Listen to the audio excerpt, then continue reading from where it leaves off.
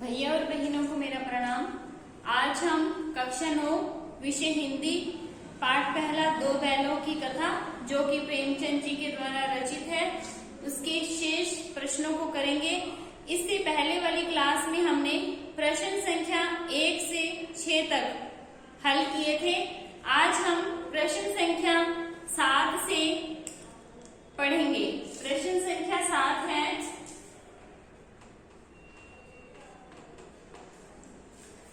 किसान जीवन वाले समाज में पशु और मनुष्य के आपसी संबंधों को कहानी में किस तरह व्यक्त किया गया है। इसमें जो प्रश्न में मुख्य बात है वो यह पूछा गया है कि पशु और मनुष्य के बीच जो संबंध हैं वे कहानी में कैसे बताए गए हैं। पशु और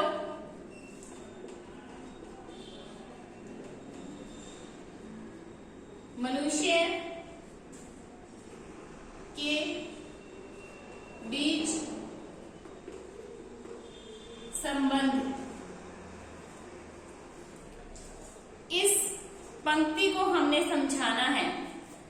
जैसा कि हमने इस पाठ में पढ़ा कि इसमें जो झूरी है उसके पास दो बैल हैं, हीरा और मोती।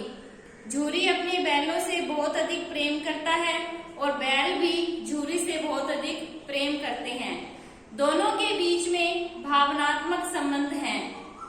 झूरी एक किसान है, इसलिए यहाँ पर पूछा गया कि जो किसान जीवन वाला समाज है उसमें पशु और मनुष्य के जो आपसी संबंध होते हैं उसको कहानी में कैसे बताया गया है। तो हम यहाँ पर ये बताएंगे कि कहानी में इस बात को व्यक्त किया गया है हीरा व मोती के माध्यम से और झूरी के माध्यम से। झूरी उनसे बहुत अधिक स्नेह करता है। जब झूरी का साला जो है गया, जब उन दोनों बैलों को लेके चला जाता है तो बैल क्या है वहां से वापिस आ जाते हैं। जब झूरी उन्हें वापिस घर में देखता है तो झूरी बहुत अधिक खुश होता है। वह किसी भी बात पर क्रोध नहीं करता या वह यह नहीं सोचता कि ये वापिस क्यों आ गए हैं। मतलब उसके दिमाग में इस तरीके का कोई भी जो प्रश्न है वह नहीं आता। दोनों के बीच में आपसी संबंध जो है वह बहुत अधिक है। दोनों बैल जो हैं झूरी से बहुत अधिक स्नेह करते हैं और झूरी भी जो है वह बैलों से बहुत अधिक स्नेह करता है। क्वेश्चन नंबर 8 है, इतना तो हो ही गया कि 9-10 प्राणियों की जान बच गई, वे सब तो आशीर्वाद देंगे। मोती के इस कथन के आलोक में उसकी विशेषताएं बताइए। मोती जो है क्वेश्चन नंबर 8 में जो ये पंक्ति कही गई है ये किसके द्वारा? मोती के द्वारा कही गई है। जो कथन है, मोती जो है बेहद उग्र स्वभाव का है, उसे बहुत अधिक क्रोध आता है। वह किसी भी अन्याय को बर्दाश्त नहीं कर सकता और इसके लिए वह एकदम से उत्तर देता है। इसमें एक पंक्ति कही गई है कि इतना तो हो ही गया कि 9-10 प्राणियों की जान बच गई, वे सब तो आशीर्वाद देंगे। यह कथन कब कहा गया?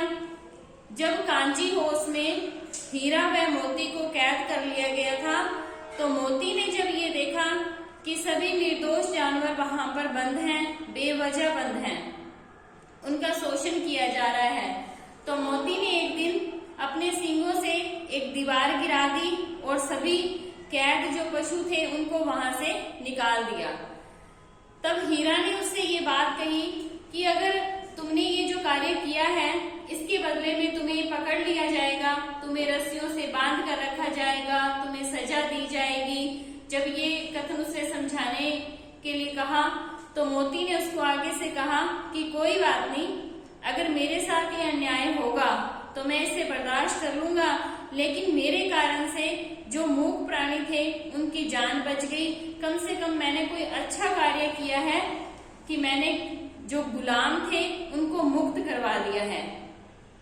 यहाँ पर हमें मोती के बारे में पता चलता है कि मोती वैसे तो बहुत ही गुस्से वाला है, उग्र स्वभाव का बैल है, लेकिन वह समझदार भी है और अन्याय के प्रति वह आवाज भी उठाता है।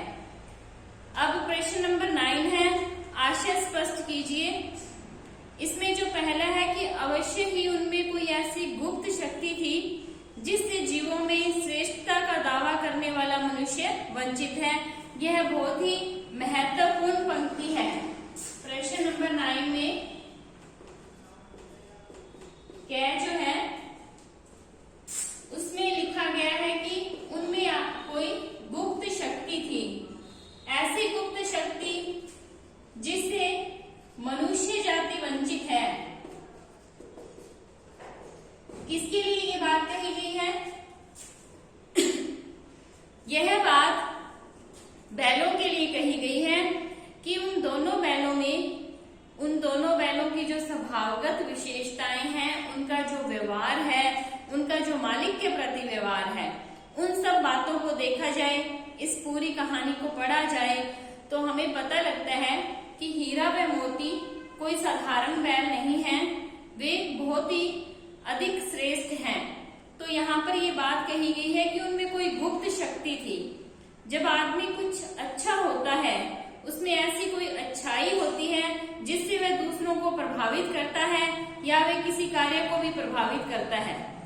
ऐसी अगर शक्ति किसी मानव में हो तो वह मानव क्या है, बोल भी सकता है, उसके पास ज्यादा प्रयत्न है करने के लिए, लेकिन एक पशु में हो तो क्या है, थोड़ा सा आदमी यहाँ पर रुक जाता है, क्योंकि पशु जो है वह मूक होता है, वह बोलकर सारी बातें नहीं कह सकता, उसके पास ये एक गुण कम होता है कि वह बोल नहीं सकता, वह मानव जितना बुद्धिमान भी नहीं हो सकता।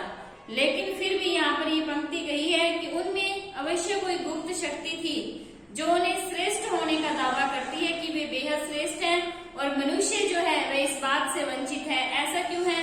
क्योंकि मनुष्य स्वार्थी होता है, वह अपने स्वार्थ के लिए कार्य करता है, वह कभी भी संबंधों को इतना महत्व नहीं देता जितना कि वह अपने निजी स्वार्थ को देता है। जबकि बैल यहाँ पर उन सब चीजों से अलग है। बैल जो है वह क्या है, निस्वार्थ भावना से अपने मालिक के लिए भी कार्य करते हैं। उनका जो आपस में संबंध है वह भी निस्वार्थ भाव से है, वे एक दूसरे की सहायता करते हैं, एक दूसरे के लिए संघर्ष करते हैं, और जो दूसरे जीव हैं यानी कि दूसरे पशु हैं उनके लिए भी बेहद प्रयास करते हैं। ये उनके श्रेष्ठ होने का दावा करता है। मनुष्य ऐसा कभी नहीं हो सकता, क्योंकि मनुष्य कहीं ना कहीं स्वार्थी हो ही जाता है। 9 का हम ख देखेंगे। उस एक रोटी से उनकी भूख तो क्या शांत होती, पर दोनों के हृदय को मानो भोजन मिल गया। यह जो पंक्ति है इसमें जब दोनों बैल गया के घर पर गए हुए थे तो उन्हें वहां पे रूखा सूखा भोजन मिलता था, उन्हें ठीक से भोजन नहीं मिलता था। तो वहां पर एक नन्ही सी बच्ची है जो उन दोनों के लिए एक रोटी लेकर आती है। तो यहाँ पर ये बात कही गई कि इतने बड़े बैल हैं, उनका शरीर इतना बड़ा है, उनके लिए एक रोटी क्या मायने रखती है। लेकिन उस बच्ची का जो प्रेम है उससे वे वशीभूत हो गए और उनको क्या है, तृप्ति हो गई। प्रेम जो है वो व्यक्ति को संतोष देता है, सुख देता है। इसलिए यहाँ पर ये बात कही गई है कि उनसे क्या है, उस रोटी से भूख तो शांत नहीं हो सकती थी, लेकिन उन्हें संतोष की प्राप्ति अवश्य हो गई। प्रश्न नंबर 10 है, गया ने हीरा मोती को दोनों बार सूखा भूसा खाने के लिए दिया, क्योंकि इसके नीचे विकल्प हैं क, ख, ग और घ। ठीक है, इसमें ये सही रहेगा 10वें का जो ग है कि वह हीरा मोती के व्यवहार से बहुत दुखी था, यानी कि हीरा और मोती जो है उसके साथ उस तरीके का स्नेह का व्यवहार नहीं कर पा रहे थे जैसा वह अपने मालिक झूरी के साथ करते थे, क्योंकि झूरी भी उनसे प्रेम करता था, इसलिए वे बदले में उसके साथ प्रेम करते थे। गया उनके साथ अच्छा व्यवहार नहीं कर रहा था, इसलिए वे भी गया के साथ अच्छा व्यवहार नहीं कर पा रहे थे। तो वह गुस्से में उनको रूखा सूखा खाने के लिए दे रहा था। तो ऐसा वह बार बार कर रहा था क्योंकि उसे उनका दोनों का व्यवहार पसंद नहीं आ रहा था। अब इसके बाद रचना और अभिव्यक्ति है। रचना और अभिव्यक्ति में प्रश्न नंबर 11 है कि हीरा और मोती ने शोषण के खिलाफ आवाज उठाई, लेकिन उसके लिए प्रताड़ना भी सही। हीरा मोती की इस प्रतिक्रिया पर तर्क सहित अपने विचार प्रकट करें। प्रश्न नंबर 11 में यह जो बात कही गई है कि हीरा व मोती ने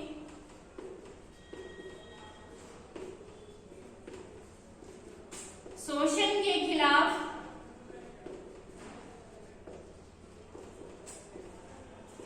आवाज उठाई,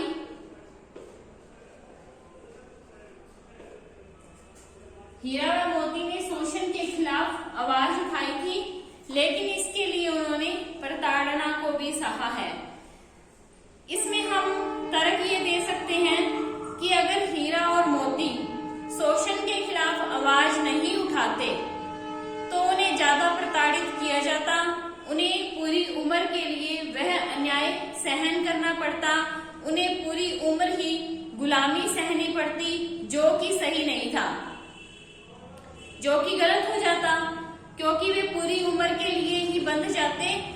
उन्होंने अच्छा किया कि उन्होंने क्या है, अन्याय के विरोध में, शोषण के विरोध में आवाज उठाई, चाहे इसके लिए उन्हें प्रताड़ना यानी कि उनको प्रताड़ित किया गया, उन्हें मारा भी गया, उन्हें बांधा भी गया, लेकिन उन्होंने हर चीज का अच्छे तरीके से प्रत्युत्तर दिया, जो कि सही था।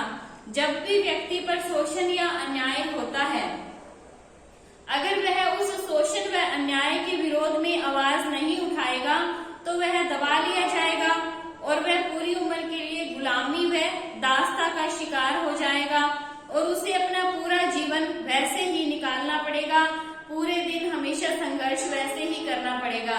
लेकिन इसके विपरीत जब वह अन्याय के विरोध में आवाज उठाता है तो कुछ ना कुछ इसका परिणाम अवश्य मिलता है। कहीं ना कहीं वह गुलामी से छूट ही जाता है, क्योंकि वह लगातार संघर्ष करता है इस बात के लिए। तो दूसरे व्यक्ति जो शोषण कर रहा है वह भी कहीं ना कहीं भयभीत हो ही जाता है, उसके मन में भी कहीं ना कहीं भय पैदा हो जाता है, क्योंकि वो गलत कार्य कर रहा होता है। इसलिए जो हीरा व मोती ने किया वो सही था। इसके लिए अगर उन्होंने प्रताड़ना सही तो वो भी सही थी, उसका कोई भी जो है उनको इस प्रकार का कोई दुख नहीं था, क्योंकि अंतिम में जब हम पाठ के अंत में आते हैं तो हम ये बात देखते हैं कि वे क्या है, बहुत सारे संघर्ष कर वे कहीं ना कहीं विजयी हो ही जाते हैं और अपने घर तक पहुंच ही जाते हैं। जो प्रश्न नंबर 12 है कि क्या आपको लगता है कि ये कहानी आजादी की लड़ाई की ओर भी संकेत करती है? यह बात जब मैंने आपको पाठ पढ़ाया था तब भी मैंने आपको यह बात समझाई थी कि यह जो कहानी है यह क्या है, प्रेमचंद के द्वारा जो रचित कहानी है, दो बैलों पर जो आधारित की गई है। इसमें क्या है, इसमें कहीं ना कहीं उस समय की चर्चा है जब हम गुलाम थे। इसमें जो दो बैल हैं, हीरा और मोती, वो एक क्रांतिकारियों के समान हैं। उनका अपना जो देश है वो झूरी का घर है जिसे वो बेहद प्यार करते हैं। जब वे किसी और देश में जाते हैं, यानी कि किसी और घर में, गया के घर जाते हैं, कांजी होस में जाते हैं या कहीं भी जाते हैं, तो वे अच्छा अनुभव नहीं करते, क्योंकि वहां पर उन्हें गुलाम बन के रहना पड़ता है, जो कि उन्हें अच्छा नहीं लगता। तो यह कहानी जो है अप्रत्यक्ष रूप से हमें आजादी की लड़ाई की तरफ लेके जाती है कि जैसे स्वतंत्रता संग्राम में बहुत से देशभक्तों के द्वारा आजादी के लिए प्रयास किया गया, इसके लिए उन्होंने बहुत से संघर्ष किए, बहुत से देशभक्तों की जान भी गई और अंत में हमने आजादी को पा ही लिया और आज हम स्वतंत्र भारत में रहते हैं। यही सत्य है। इसी प्रकार से इसी के ऊपर जो है यह कहानी जो है आधारित है। इसमें दोनों बैल जो हैं क्रांतिकारी व देशभक्तों के समान हैं। उनका अपना घर, झूरी का घर, उनका अपना देश है जिसे वे बेहद प्रेम करते हैं और वहां तक पहुंचने के लिए वे बहुत से संघर्ष करते हैं, तब वे जाकर वहां पहुंच पाते हैं। तो कहीं ना कहीं अप्रत्यक्ष रूप से हम इसमें आजादी की तरफ जुड़ ही जाते हैं। दोनों बैल जो हैं शोषण और अत्याचार का शिकार होने पर एकदम से उग्र स्वभाव के हो जाते हैं और अब खुद को भी बचाने का प्रयास करते हैं और जो दूसरे लोग हैं, जो दूसरे जीव हैं या पशु हैं, जो दास्ता या गुलामी के शिकार हैं, उन्हें भी बचाने का प्रयास करते हैं। तो कहीं ना कहीं ये बात चरितार्थ हो जाती है कि वे आजादी की लड़ाई की ओर संकेत करते हैं। आज हमने दो बैलों की कथा के सारे प्रश्न कर लिए हैं। अब आपका जो कार्य है, गृह कार्य जो है आपका, वह यह है कि आपने इन प्रश्नों को अपनी उत्तर पुस्तिका में करना है। अगली वीडियो में हम आगे वाले पाठ को पढ़ेंगे। तब तक के लिए धन्यवाद।